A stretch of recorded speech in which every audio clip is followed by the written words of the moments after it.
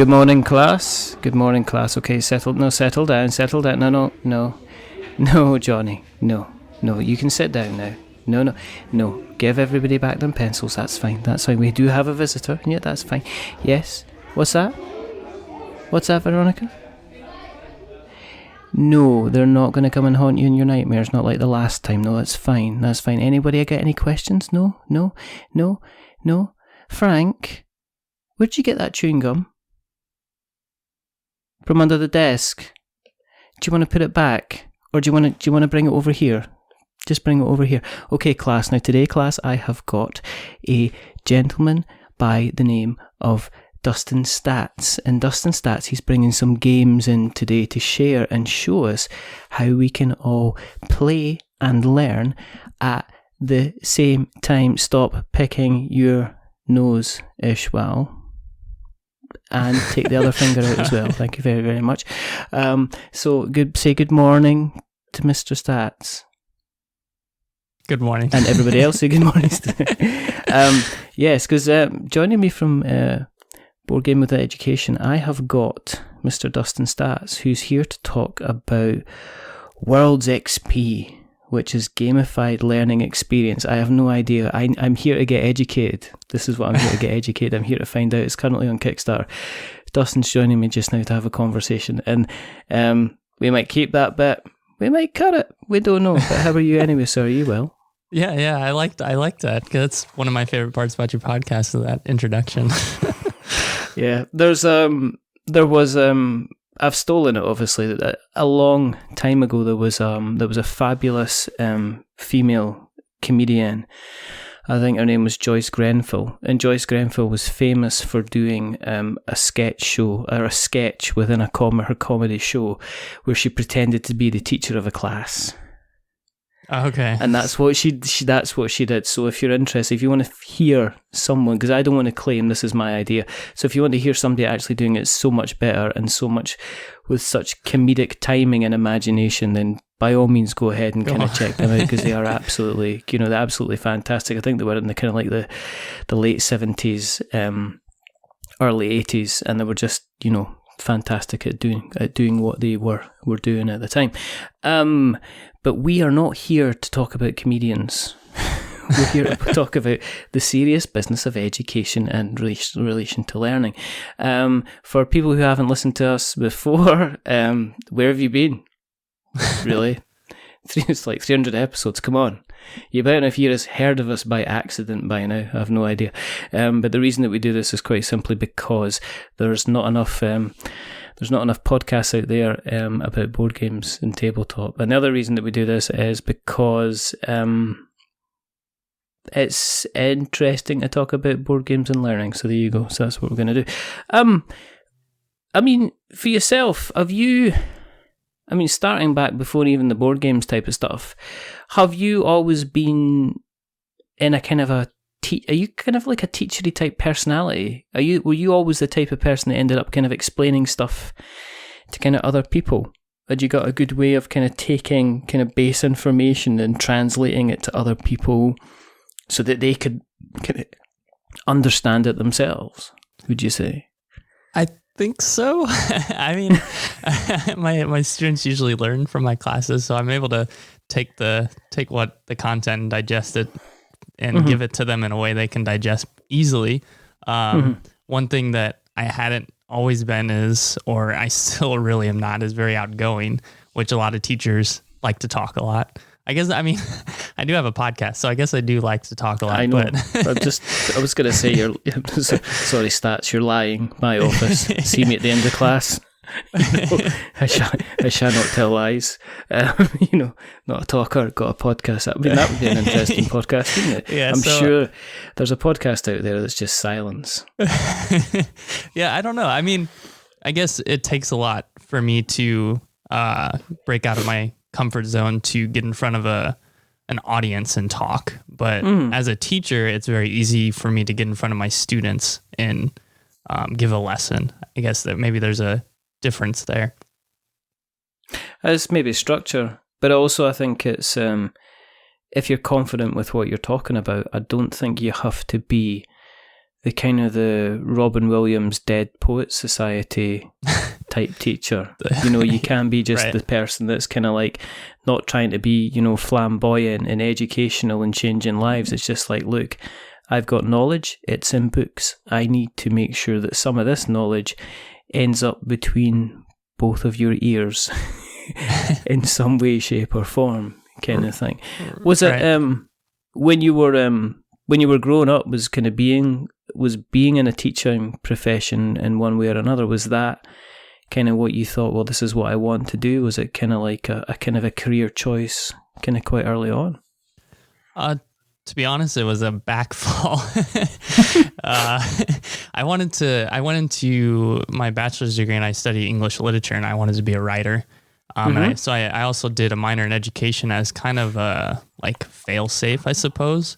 Yeah. In hindsight, I should have done it backwards and minored in English and majored in education, just because a minor in education doesn't mean anything credential wise. I learned a lot. It helped me with understanding a bit about educational psychology and classroom management and stuff like that. But after graduating, I applied to go teach in South Korea, and that's kind of when I realized I fell in love with teaching, and specifically teaching English as a language. And that's what I've been doing for the past 5 years now. Were you, what kind of, did you, in terms of being a fan of literature, was there anything that you would bury yourself into? Was there a certain kind of genre, times period that you kind of absolutely adored?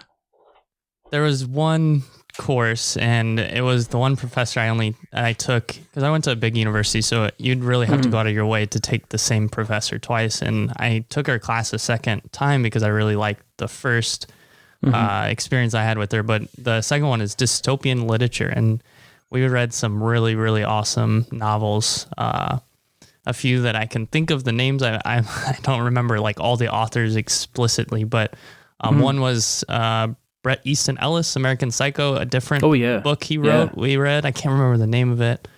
Platform was by Michel Houellebecq, is the the French author. Yeah. So The Road by McCormick McCarthy. So a lot of like dystopian, postmodern, just really cool. Kind of happy, shiny, kind of uplifting kind of books.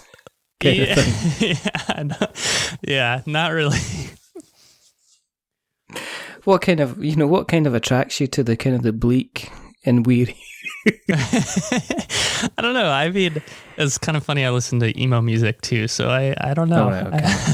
I just wondered because when you first came on camera, you did have the mascara and you were wearing black, and you had the kind of the side part and kind of going on with the long hair. And I didn't want to ask you if you were okay because you looked a little bit upset. But now you're telling me this, then it all kind of clicks into place, Dustin. My mind is kind of completely kind of clear.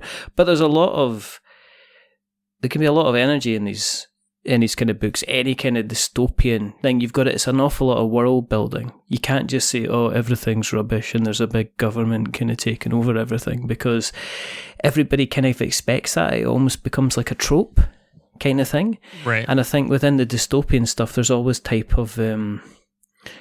there's always the kind of the thing to say, yeah, well, everything doesn't have to be bleak and kind of dreary. Sometimes it has to be wonderful and beautiful and pretty and perfect. And that's kind of where the dystopian horror comes out of it, because there's no kind of kind of a normal setting in it. It's like, was it Stranger in a Strange Land or something like that? That kind of, I don't know if you ever read that book, but that is when everything's perfect, basically. Yeah. And that's where the dystopian horror comes out, is there's no kind of individualism and there's no kind of, horror or sadness or anything in the world, because it's kind of weird. Did you, in between obviously applying black lipstick and crying along to the Smiths, did you ever put pen to paper yourself and kind of, or keyboard to screen? Would you do that? I don't know.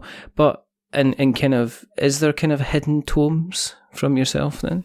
They definitely are, yes. I did a senior project in in college about the id, ego, and superego, and I kind of created a couple, like a poem, a short story based on each of those, and exploring a character's id, ego, and superego. But yeah, there's a lot. I wrote a zombie. I wrote like 40, 50 pages, and I tried to write a zombie novel, and I kind of put that aside. It would be cool if I do something with that, but I think for now it's more the focus on bringing games and education. So, I mean, I do a lot of writing as far as, I mean, you do a podcast too, and creating those show notes, and you want to create something that's easily accessible, especially that with us going through and looking at so much content online, we need to make something that's not only attractive, but valuable too. I mean, have you always kept up with the literature then? Do you always, I mean, as, you know, kind of being involved, even kind of like in teaching English, do you have to always kind of be reminding yourself that you've, I mean, because I can imagine you can be doing the basics and then you obviously get to the advanced classes, but do you kind of make sure that you're kind of dipping back into kind of literature and books on a regular basis just to make sure you're kind of keeping the kind of the interest and the passion going for yourself?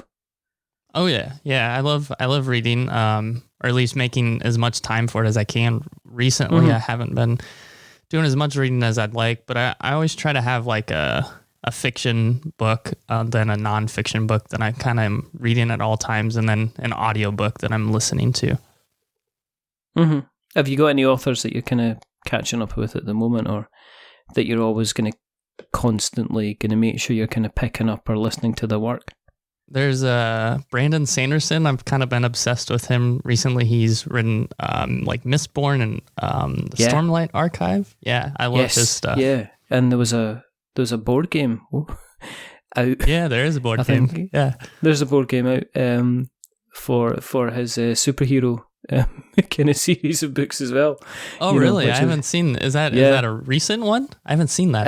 It was out. I think it came out in Kickstarter last year, and I'm embarrassed to say that I can't remember it off the top of my head. So I am an absolute disgrace of a person for forgetting it. But yeah, I think it was something to do with steel or something like that. I'll remember it. Maybe Steelheart. There you go. Is that That's right? it. Yeah. There you go. Thank you for rescuing me from the pit of despair. But in terms of your tabletop kind of relationship in relation to the cardboard, when did that occur? I mean, were you kind of involved in the hobby when you were out kind of teaching kind of English out there? When I first started teaching, I didn't realize I was using what they call as game-based learning or gamification. But I had used some techniques in my classes when I first started teaching. I didn't realize there was a term for it. So I've always used games in my teaching. And in the ESL field, there's a lot of traditional ESL games that teachers use as well. Taboo is a big one that was really popular maybe 10 years ago. I think recently in what I'm trying to help with is kind of create more efficient games for the class, because Taboo is not, I'm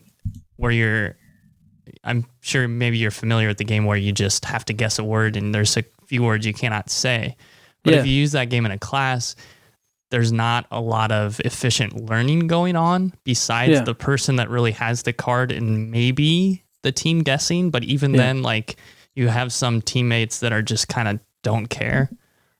So really over the last couple of years now, 2 or 3 years, I've been trying to think of more efficient ways for bringing learning into the classroom through games. Yeah. Because for people who aren't aware, gamification is basically, it's not kind of making learning fun, but it's almost like making people have an experience and a kind of enjoyable experience, but learning at the same time while doing a kind of a task that most people would kind of label as a game itself. Yeah. So, right. And this is me, I'm telling you exactly what you're just going, shut up, that's not what it is. It's something completely else. You're completely wrong. Go away. When did it become like a kind of a focus for you? I mean, when did you sit down and say, actually, do you know what? Let's actually do something and let's kind of take this kind of slightly further than where it is just now? So when I played, when I started playing more social deduction games that I realized can accommodate more players, a couple Werewolf, obviously, and then Two Rooms and a Boom was a big one that kind of helped me to open my eyes to realize that I can bring games into the classroom that there's a large number of students and we can play in a way. So I've been able to realize that I can kind of just adapt mechanics from those games and bring them into the class. But yeah, I think that was kind of one of the big things. And then I needed to do research for my university. So I decided to see if playing a game in class is more effective for learning than just lecturing. And that research turned out not as well as I'd hoped because I wanted to do a second research study. It was more of a pilot research study, and I realized I didn't really create the best post quiz for them. Yeah. And I didn't have a very accurate data set at the end of it. So did that force a kind of a change of path then? Did you have to approach it from a different manner? Did you kind of dust yourself off and then try and approach it in a different way, or what did you kind of do after that? More the fact that I ran out of time and I'm now back in LA. So okay. Yeah, I mean, I took that research and I presented on it a lot. There was some data that was valuable from the research, and that was the fact that students enjoyed learning English through games, and they saw it as important to their learning too. And there's a big misconception, I think, in sometimes in the US, but definitely in Asia, that learning language is something that you do through rote memorization of vocabulary words, and you're really trying to study for an exam and not really using language in a practical sense. And that was what games were able to provide. Yeah, I mean, people always talk about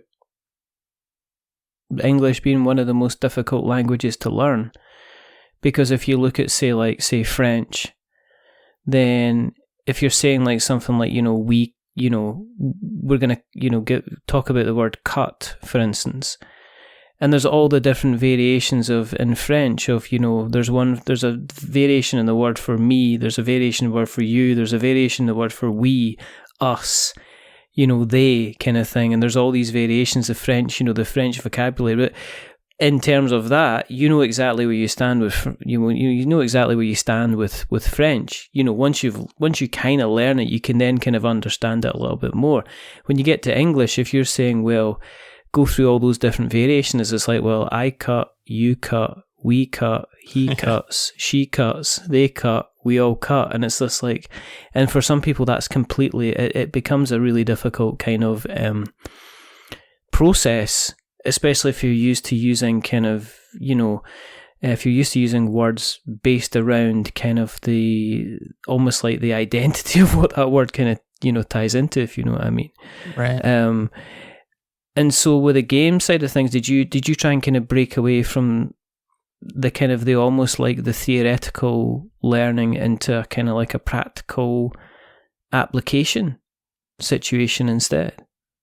That's definitely, so one thing that maybe is one of my weaknesses is being able to, I understand the theory and I can apply it intuitively, but actually diving into it, that's always been something that I have to do my due diligence to really understand the theory behind it and then apply it. But one thing I've learned in my teaching is I have a pretty strong intuition of how to accommodate learners. And then when I look back at it, I can figure out what kind of theory was already in place, what educational psychology they've already kind of researched and studied. I'm like, oh, I do that already.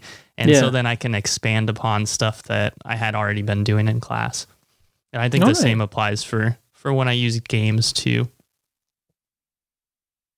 Okay. So when you're talking about kind of gamification, I mean, what kind of techniques are you then kind of looking at? What would you say you would be doing differently than a normal kind of, say, rote learning kind of situation? So I guess one distinction maybe between gamification and game-based learning that is something that's important now. Gamification was huge, and I guess it's still kind of a big thing, but they're really trying to create a distinction in the field between gamification and game-based learning, that gamification is adding on elements of games or game-like mechanics to something that's not a game setting. There's loads of examples in our everyday life through social media, airplane points, just different ways that gamification is used. And so in education, that could be something like, one thing that I've done is used groupings of students, and then each student chose a superhero. So this was when I was in Korea and the Avengers were really popular. Yeah. And this was when Loki was the absolute bad guy. So there was no other Thanos or no one else. It was Loki was the bad guy in the first movie. And so I would group students in different groups, and they'd each choose a superhero from the Avengers. Mm-hmm. And I would put their superhero on the left side of the board, and I would put Loki on the right side of the board. And so in order for them to earn stars for the end of the class, is something they get as a reward, they would have to get to the end for Loki. And to do that, they would have to answer questions correctly, or if they did something in class I want to kind of reinforce, like they're working silently when they should be, I might say, oh, look, Johnny's working silently, or I think you said Victoria from the beginning is working silently, so their superhero moves, so their group's superhero moves. But one thing that's important is you don't want to take away that effort they put into that positive behavior and working well in class and answering questions. So I also created a superhero, or I chose a superhero. And so if they did something like answered a question incorrectly, I would get to move my superhero. Or if someone got out of their seat when they shouldn't be, I would move my superhero. So it created that strong sense of like ownership as a class, where they were all working together against me, the bad guy, kind of, and then Loki, because they wanted to beat me to Loki. And then at the end, if they made it to Loki, whatever group made it to Loki would get the bonus star. No, I think that's important, because I think generally a classroom environment, I mean, there's right and wrong answers to a question, but also there's people that get it right all the time because they just get it. You know, there's always been people that I've always worked, been alongside in an educational type of environment, and they're always the people that you give them some theory, you give them something to look at, and they just kind of get it, which is fine. But there's other people who kind of struggle with it and need positive affirmations that they're making the effort in the first place. Right. Because if they feel positive about the application that they're making to try and get the right answer, they're more likely to continue with an interest. Because I'm sure you're aware, if somebody ends up feeling defeated, they stop making the effort to try and understand what they're getting wrong, and they just think, well, I'm just going to get it wrong anyway, so what's the point in kind of like trying? So I can see that kind of method being pretty I take it was quite effective then. I take it it kind of helped. Yeah, helped I mean, in the it class was on a day-to-day basis. Yeah, it was what I used to help with a class I was having a lot of behavioral problems with at the time. But one thing, I mean, you mentioned that is really important too is each individual kind of grows and learns differently and at different paces. And with WorldsXP, the game that we have for teachers to gamify their class, there's an XP system where it's not like students receive XP for things they're doing in class or submitting assignments. It's up to the teacher to really decide how, or to determine how they earn the XP. But it's that immediate reinforcement that they are improving. Not necessarily they're the best or there's no 100%, but that XP structure shows them going from 0 to 100 XP to 500 XP to 1,000. So it's showing them that immediate reinforcement for their effort. Yeah, and for their positive effort as well, because I've seen I've seen things in class where it's like, now if you do well, you get a star, or you get a shiny face, or you get like a sticker to put on your chart. But if you're not good, you get a red mark or something like that. And I've seen kids kind of go, I'll show you. I'm going for the record and try to get as many red marks as possible, because at the end of the day, they're getting a sticker. They're getting a different coloured sticker, and also at the end of the day, they're kind of getting the biggest reward, which some students like, is, especially in the younger age group, which is to get a kind of attention of the person who's trying to control, 25 kind of other kind of individuals, which is always kind of interesting. And I think I've seen but yeah, I see it all the time.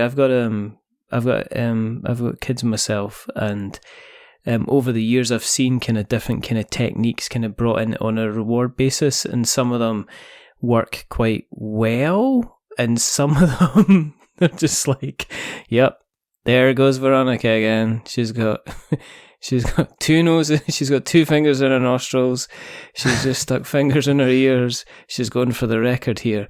And, every time she does something like that, the teacher goes like, right, okay, you're getting a sad face. And it's like, cool, that's my 17th sad face of the day. It's another sticker. Kind of thing. I've got enough to get the set, kind of thing. In terms of the board games, with the board game side of things, have you mentioned two rooms in a boom. Yeah. Have you brought in kind of board games into the classroom environment in order to help you with the lessons themselves? Yeah, and I guess that goes into something else we kind of talked about, gamification and game-based learning, where game-based learning is separate of gamification, where you are using the game as part of the learning process. Yeah. So I always use this as an example is Uno. You might use that as a way to gamify learning vocabulary. Where as part of the learning process, something I've done to help students with learning the conditional statements like, I believe blah, blah, blah is a werewolf because would be werewolf. I would use werewolf to show students the grammar structures and the sentences they're using in the game. As a language teacher, I think we have a unique advantage where we can use almost any game, and that's the learning process. They're going through that learning process. Obviously some games are going to be more efficient than others. You can't sit down and play breaking out Terraforming Mars or something. Yeah. You're just, you're reading the cards, I suppose, but that's not super efficient. So as long as you're not judging it on the art. Yeah. Anyway, sorry. But yeah, even something like that, you could bring it in, I suppose. So maybe I'm wrong. Maybe you could bring in Terraforming Mars. You shouldn't. It's really about the activities too that you, as a teacher, you focus around the game. Not always. Some games that can be the learning, where other times you might build activities into it. And you could use Terraforming Mars to learn some science vocabulary if you're teaching English-based content in science, I suppose. No, let's not. Let's not give them any more. Yeah. I was looking at them on BGG and they've gone up again. They got up to number 3 or 5 again. I was just like, how? Why? Oh, wow. What are you doing? Stop it. Anyway, but that's beside the point.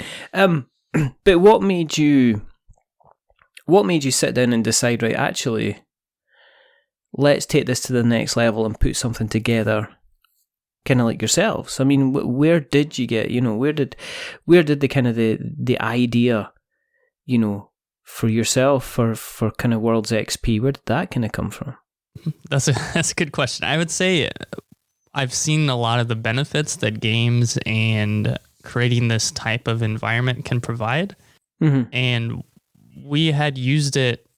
Well, I used a gamified structure in my university level class a semester before I brought WorldsXP into my wife's classroom. So, and that structure at the university level was very different than what WorldsXP ended up becoming in the end. So I used WorldsXP in my wife's classroom, and at the time it didn't have a name, and at the time I was WorldsXP. So I was developing the system as we go. You didn't have a costume, did you? You didn't go in and go, I am WorldsXP kind of thing. Da-da-da. No? No. I mean... that's rubbish. Yeah, but okay. I think a lot of it comes from the idea that I've seen the benefit that games can provide, and it's not just fun. It's that relationship building that you're forming with your students through the game. You're also reinforcing behavior. You're helping students develop soft skills and social emotional skills. So it's a lot of that stuff, and I think that I wanted to provide something that is streamlined for teachers, because when I first looked into gamifying my university classroom, I went to look for different resources, and there's a lot of ideas and a lot of great content and resources out there, but there's nothing out there that gives you the physical components you need for your class. And that's kind of the reason for why I've created this. So what what drove the decision to kind of take things to kind of Kickstarter then?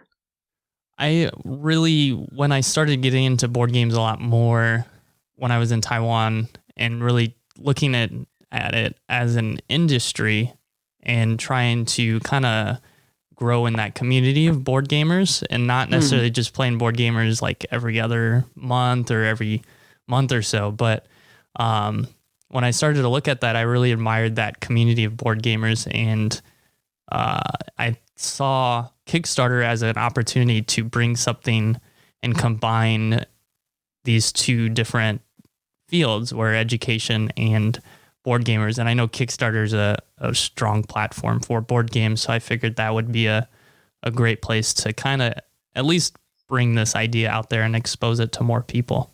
Mm-hmm. Mm-hmm.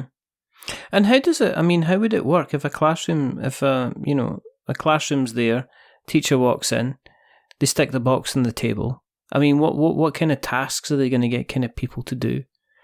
Because it looking at this, you've got like character cards, you've got achievement cards, you've got XP cards, you've got a plank with a shark in it.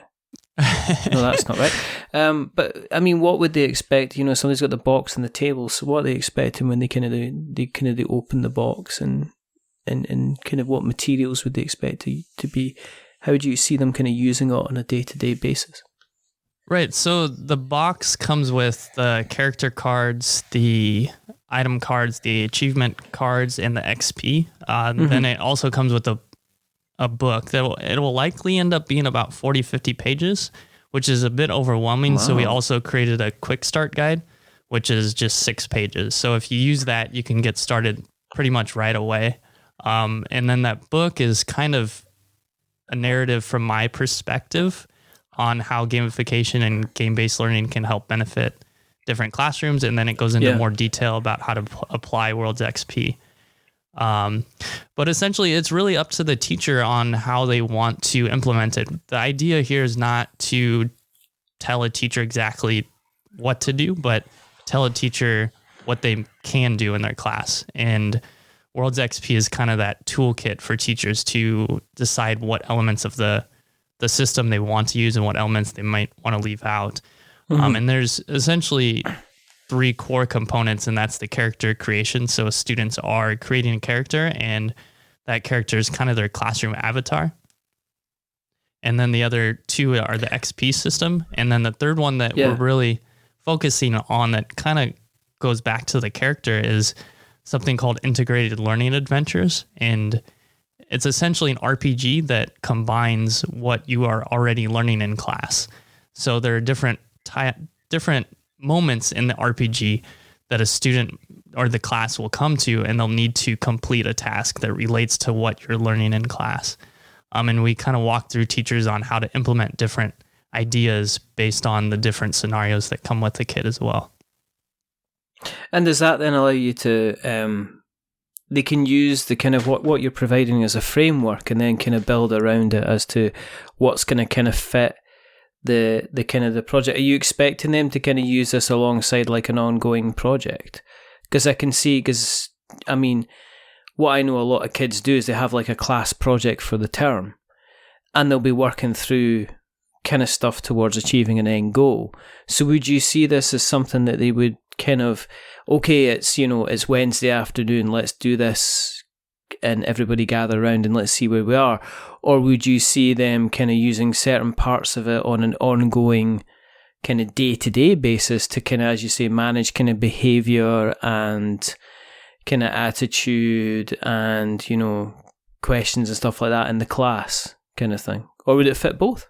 Yeah, I guess it would definitely fit both. One thing that I've loved to hear from different people who have used the kit already and play tested it a bit in their classes, the different ways they've applied it. And one example was she's in Italy teaching English as a language. She's teaching third graders, and she used the character creation part of it as just a way to kind of tap into the students' creativity.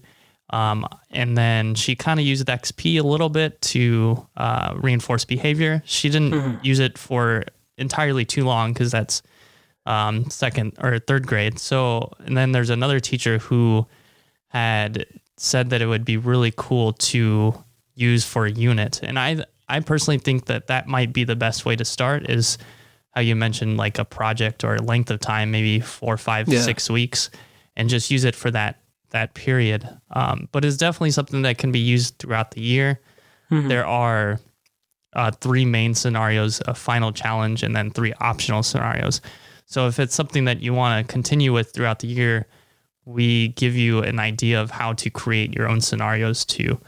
In terms of kind of getting the word out there and getting the name, out there, are you able to kind of pitch it to educational establishments? Is that something that you would kind of look at doing? I mean, for instance, this Kickstarter, it's obviously to get the project funded, to start making, getting the copies kind of sent out there. But is it also to kind of raise awareness that this system is out there for kind of educational establishments to be aware of its existence so they could consider using it? Yeah, for sure. I think one thing I had said earlier, I just want to kind of put this out there on Kickstarter and validate it too, because I want to see if teachers are actually interested in this. Outside of the ones that reached out to me or I've reached out to. Any teacher that has used it has had a positive experience. Some teachers that I had sent the print and play to ended up not using it. I think that's a really big barrier to a product like this, is it needs to be something that is streamlined. And that's why we're looking for the funding to create the physical kit. So it's something that can be easily used in your classroom. It's not something you have to spend the weekend printing out and cutting the cards and then maybe sleeving them to keep them protected or laminating them. But instead, it's just you have it ready to go. Yeah, I think the thing with print and play is, as well as, and this goes for anybody creating a rule book, is that printing anything on print and play that isn't a white sheet with black type kills your printer, basically. And the number of times, as somebody who downloads rule books to look through them, first of all, to get a taste of a game, to see a rule book that is kind of like, has fantastic graphics, I love your fantastic graphics. That's fantastic. That means that I can look at it on my screen, on my tablet, on my PC, even on my phone. However, if I'm wanting to print out a physical copy, please, I beg of you, produce a printer-friendly version. We don't need the graphics. We don't need the pictures. You can stick it in Comic Sans. That's fantastic. Don't put it in Comic Sans, obviously, but as long as it can kind of print it out. And I can see that being a huge barrier for teachers. Kind of saying, "Oh, I've got to print this kind of all out," and doing the preparation. Whereas if you're just physically handing them the box and saying, "Okay, this has got everything that you need, and here's the reference guide," then kind of there you go, you can get it ready. Is this the type of thing you've considered going to directly to educational establishments and presenting to them as something they could just directly buy from you and do it on a kind of like a print on demand basis. Yeah, that's definitely something I've considered. And I guess to go back to the other question is, I mean, this isn't a new idea. I think what is new about it is it's physical. It's a physical kit. There are different resources online like Classcraft and Class Dojo that are electronic. But I think that this kit is a bit different because it applies game-based learning a little bit more than just where Classcraft might just be a classroom management system with the XP. But I do eventually maybe want to take it out to schools and reach out to other educators. I mean, there's a whole school, I can't remember the name, but their whole school structure is based off of gamification.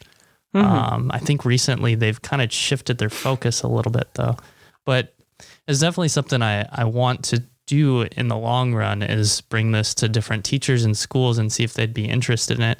I think it would work really well as like a department. Maybe the history department uses it, or a grade level uses it. Yeah, I think it's kind of getting it. It's you're kind of in a funny place because as a kind of a game thing, I would look at it and say, well, it's a framework for me. And it's potentially something you could use in a role-playing style if I was using it with, younger players. Because I can imagine them creating their characters in a kind of an earlier, a kind of easier way to kind of do it. In terms of kind of getting it out there and getting it kind of visible. What's it been like with the marketing side of things on Kickstarter? Because it's generally kind of it is very, very kind of gamey kind of focused. Have you found that's been a bit of a challenge, kind of just getting the name out there when you're going up against these big, huge names that just pummel out these $1 million Kickstarters kind of every couple of months?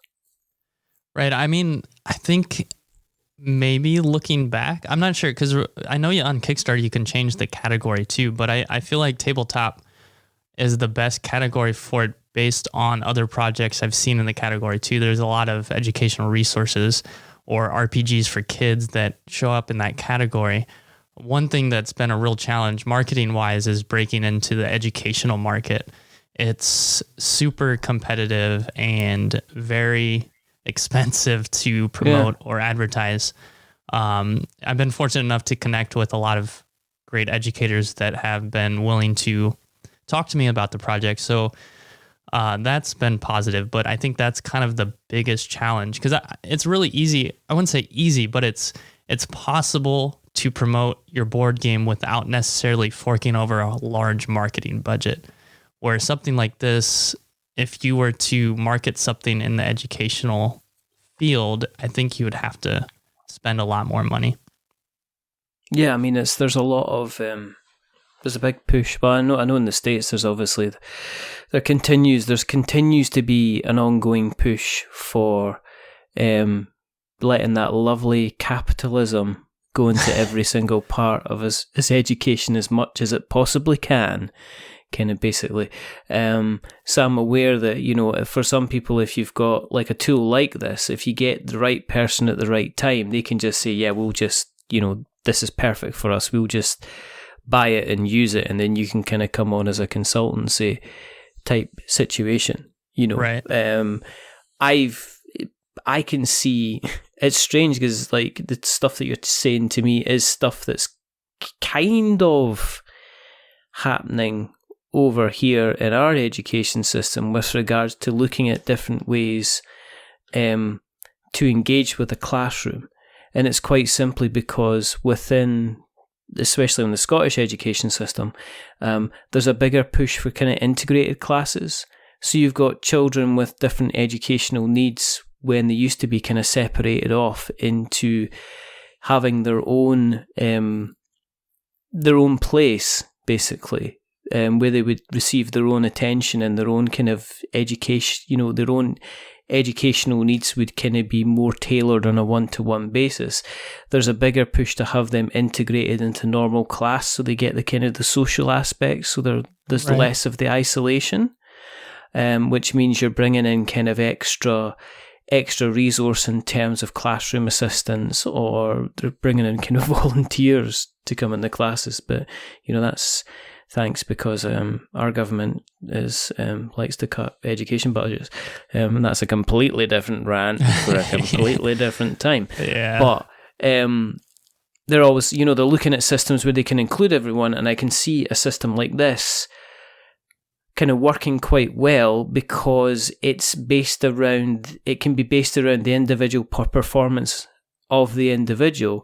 So it's not a case that you managed to give me all the sets of numbers within the 5 times table, and it's basically, well, you over there basically you managed to kind of write the numbers from 1 to 10. You can give them exactly the same rewards in terms of XP because you're taking into account it's the same achievements for each of the children in terms of how difficult it would be for them to achieve that achievement, if you know what I mean. So I can see there being some kind of strong applications for that. Have you considered looking at kind of pitching it directly to kind of publishers as well, or is it kind of a slightly difficult space because it's almost like an educational tool as well as not just a straight out kind of game? I kind of, maybe just to go back with what you were talking about, but then I'll answer the question. One thing that I think it does too that relates to your point is that it's very collaborative, where students are in groups, they're going on the RPG adventure together, and it also has an opportunity to give each student a class role once they reach a certain level. So then they feel a sense of ownership in their classroom and a sense of responsibility because they achieved this level instead of were given that role. And that's a good opportunity for teachers to employ those kind of strategies too, where they have these roles in the class and the students get to choose which role they want to be responsible for. But I guess maybe to answer your question about pitching it to publishers, it's something like part of the plan with launching it was to do it before the holidays and kind of see how the campaign goes and see how people receive it. I'll be at PAX Unplugged in December. So hopefully I'm going to be able to meet with teachers and any teachers that are attending the convention. I want to set up something to where they complete a survey about the Kickstarter and just give me some feedback, or maybe if they want to back it. And then I can give them like a prize or something for their time. But if it ends up not reaching the goal next January, I'd like to reassess and maybe relaunch, because from a lot of the research, and anyone maybe that has done a Kickstarter kind of knows that these are and that's something we were talking about before, these are the kind of the slow months for Kickstarter, November and December with the holidays coming up. So it was a plan to kind of put it out there now and hope for the best with the Kickstarter. And we're doing okay. I would prefer to be doing a little bit better, but so hopefully we pick up some steam here at the end, and if not, we'll reassess and kind of see what worked and what didn't, and then go from there. And if we run into anyone that's interested in doing this or taking this on as a publisher, then we'd love to talk to them about that too. Yeah, Kickstarter's always a difficult. It's not difficult. It's always a strange being. Because as we said before we started, I know of I know of at least 3 different projects which have launched kind of today, and they're completely different offerings. And I know that there's going to be some that are just going to go like a freight train, and that's it. They're done. They've launched. There was one launched yesterday, which was Venice, which is surprisingly enough a game about Venice. But I mean, they funded within 4 hours. I mean, there's another one today that's looks like it's going to fund over 2 weeks. There's ones that I've still seen on Kickstarter that they kind of get to 2 days within them. I think there was Senate magazine recently, which is a new board game magazine. and they funded, I think, about a couple of days before it kind of, the close. So it's Kickstarter still kind of like, I have no idea, I'm sucking on my fingers, I'm putting them in the air, I'm seeing which way the wind blows, and I've still got no idea where the wind is coming from with regards to kind of how Kickstarter kind of goes. But it seems like it's an interesting proposition, because I can see it from, I used to do a lot of training, so for me I could see it as a real useful kind of practical application to provide kind of structure where maybe some people need structure to feel like they're getting a sense of achievement, if you know what I kind of mean. In terms of, like, moving to a quick side, in terms of, like, you run a podcast as well, which is your Board Gaming with Education kind of podcast. Right. Do you want to explain a little bit about what that's all about? Because I'm interested. Yeah, I mean, we have a few different types of episodes. We do it in seasons, so we kind of change direction a little bit from season to season. That's based off kind of feedback as well as what I have time for. And but every season, starting from season 3, we have a guest on the show for most of our episodes, and we talk about their relationship with games and education. We originally started off as Board Gaming with English, and we were first a podcast for English learners to learn how to play a game and learn the vocabulary, learn the grammar structures of a board game, and then be able to play it. And it was a resource for English teachers too. But then we found out a lot of non-English learners and a lot of non-English language teachers were listening to the show early on. And we realized maybe we should change focus a little bit. And we kind of opened it up to more content areas and just education and games in general. We tend to focus on board games, but we had someone on that uses video games in their class as well. So pretty loosely games and education, and then we'll have some solo episodes where I might talk about a different subject, or I think recently we had 5 reasons why you should use games in class. So yeah, I think it's been a lot of fun, and it's something that has taught me a lot. I've learned a lot from a lot of our guests on the show too. Yeah, it's kind of, I'm just nosy. I just like finding out stuff from other people. But you've been going a fair while, because you've got 75 episodes. So it's not like this is brand new. This has been, I mean, how long have you been? It must be well over a couple of years now, I would have thought. I think we're getting close to 2 years. I think February will be year 2. Yeah. That's pretty cool. Is that going to be something you're just going to continue with? I know you're back in the States now, so you're just going to continue to kind of record that kind of going onward. Yeah, I think one thing that I'm really excited for is building the community here in LA, because we kind of did some stuff in Taiwan where we'd host board game events. I would host tutoring sessions through board games.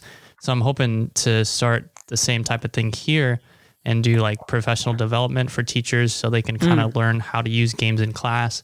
Yeah. Maybe even like opening it up to designers and see how they can talk with teachers and see what teachers want from games, from educational games. In the field, there's a I guess a negative connotation with the word educational games because they're boring, quote unquote boring. So a lot of times, I think a lot of board game companies will rebrand that term. But yeah, we hope to really grow a community here in LA through the podcast as well, through different board game events and professional developments and like classes too. What's I mean, if people have listened along and they've went, well, what's the price to get into this classroom of role playing's fun and experience? How much is WorldsXP gonna cost you? The physical kit is $39. If you want more than 3, you could get 3 or more for $99, and then $25 for everyone after that. Or we also have, if you're just curious and want to see what it's all about, there's a digital print and play and digital book for $5.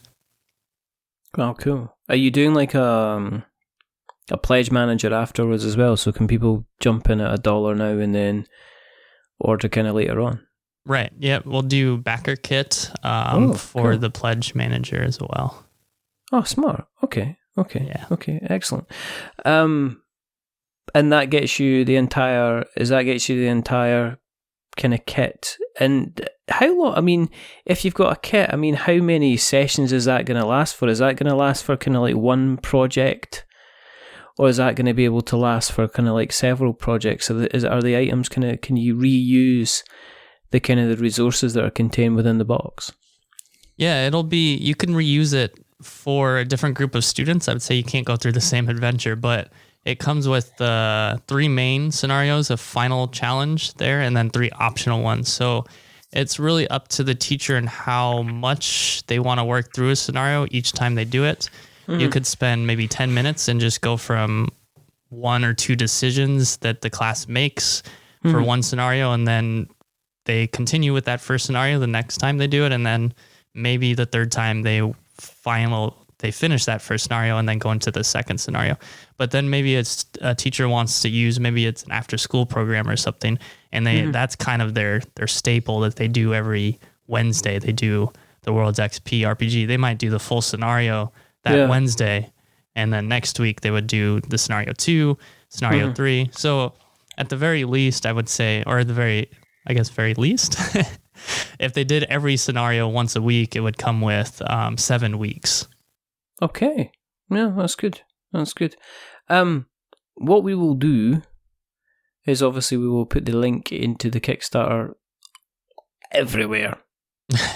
People are going to open the papers tomorrow and they're going to see... No, they're not going to see that. But if people have listened along and they've went, oh, this is really, really interested, and they're interested in finding you... not on a personal level, not to stand outside your house and stuff like that, but if they want to find you on the internet webs, where can we find you on the internet webs? So if you go to worldsxp.com, it'll redirect you to the Kickstarter. Don't do www.worldsxp because there's an issue with our redirect, so it will take you to the landing page. Or you can just type WorldsXP on Kickstarter. So, or you can find me boardgamingwitheducation.com. My email is podcast@boardgamingwitheducation.com.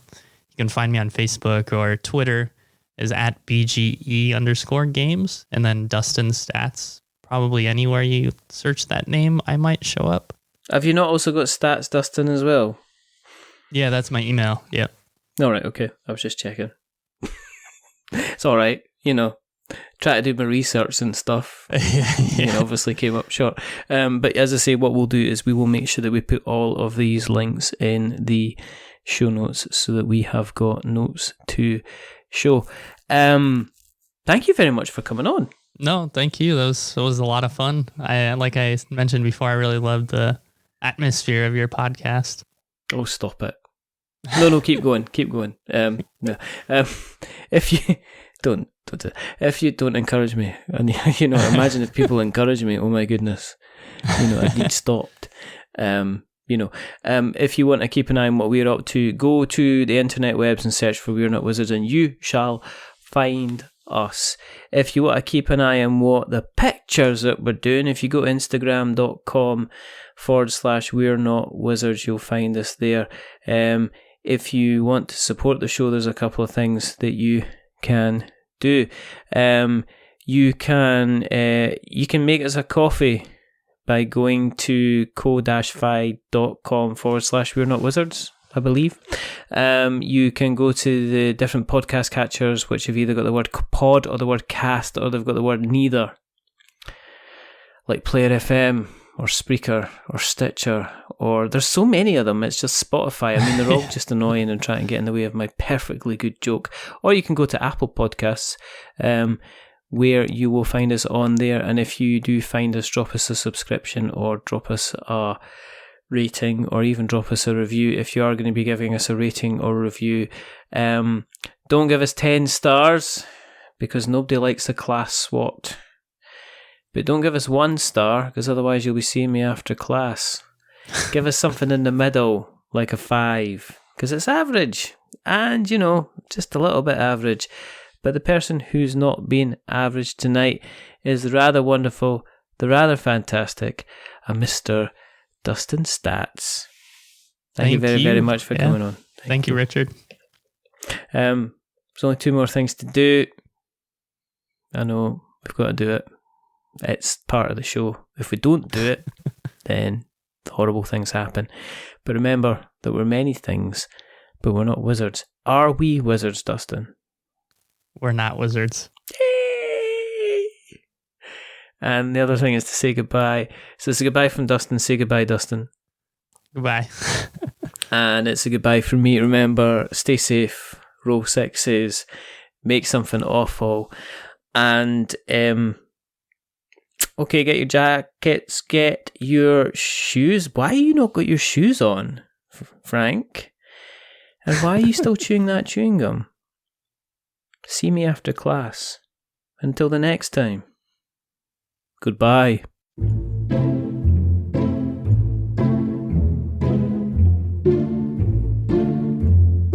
A wizard is never late.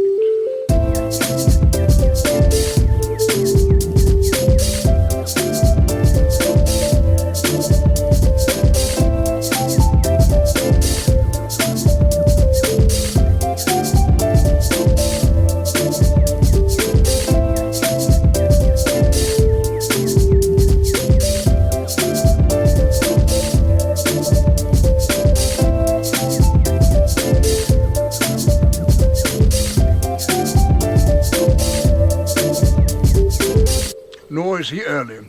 He arrives precisely when he means to.